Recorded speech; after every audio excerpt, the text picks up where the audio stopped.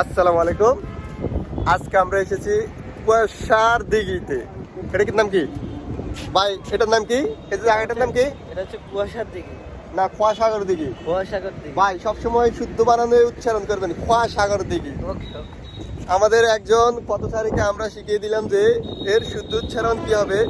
বেচারা অনেকক্ষণ আমার বসে আছে বেচারা ছবি তোলার জন্য, কিন্তু আমি আর তুলে দিচ্ছি না।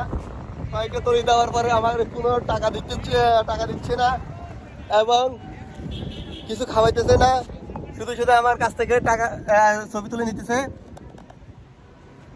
এটা হচ্ছে লক্ষ্মীপুরের একটা ঐতিহ্যবাহী স্থান, যার নাম হচ্ছে কুয়াশাগর দিঘি। এখানে আসলে অনেক দর্শনার্থী আসে, বিশেষ করে বিকাল বেলাতে অনেক দর্শনার্থী আসে। আর স্থানটা অনেক সুন্দর। রাস্তার পাশে অনেক ধরনের ফুল আছে। আর বিশেষ করে এখানে অনেক কপতি আছে। আমি সামনের দিকে দেখতেছি, এখানে অনেক কপতি আছে।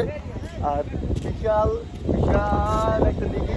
আর ওই পাশে অনেকগুলো রেস্টুরেন্ট আছে, যে রেস্টুরেন্টগুলোতে আসলে অনেকে খাওয়া দাওয়া করতে পারে এবং আসতে পারে। আর রাস্তার পাশে আসলে অনেকগুলো ফুল গাছ আছে, দেখতে অনেকটা অ্যাট্রাকটিভ। আর স্পেশালি আমরা অনেকে এখানে আসি, বেশিরভাগে পরিবার নিয়ে আসে। কপতি এখানে কমে আসে।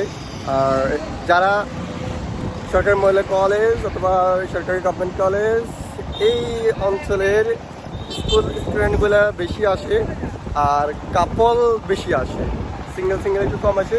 যদি আমরা ওই দিকে দেখি তখন দেখবো আমরা সরকারি মহিলা কলেজের অনেক স্টুডেন্ট। এটা হচ্ছে সরকারি কলেজের ড্রেস। আর ওই দিকে যদি আমরা দেখতে পাই, ওই পাশে যদি আমরা দেখি তখন দেখবো যে ওইখানে আবার মহিলা কলেজের অনেক স্টুডেন্ট আছে। আর এখন সময় হচ্ছে সকাল 11টা বাজে। এই সময় আসলে অনেকে থাকে না, কারণ এখানে অনেক রোদ থাকে। আর যারা থাকে তারা হচ্ছে স্কুল স্টুডেন্টস, কারণ ওরা আসলে স্কুল ফাঁকি দেয়, কলেজ ফাঁকি দেয়, তারপরে আসে। আমার সামনে আরেকটা আছে কাপল।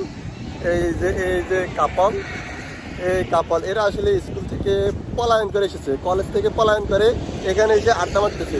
কিন্তু গার্ডিয়ানরা আসলে কোনো খোঁজখবর নিতেছে না যে তাদের ছেলে অথবা তাদের মেয়ে কোথায় যাচ্ছে। দেখেন ওই যে আমার সামনে, আমার ক্যামেরা দেখি একজনের শরীর থেকে আরেকজনের হাত উঠাই ফেলছে। এ হচ্ছে অবস্থা। রাস্তার পাশেও কেমন অশ্লীল কাজ করতেছে, খুবই জঘন্য।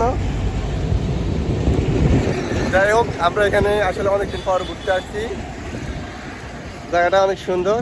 আর আমার এক ভাই সহ এসছেন এখানে।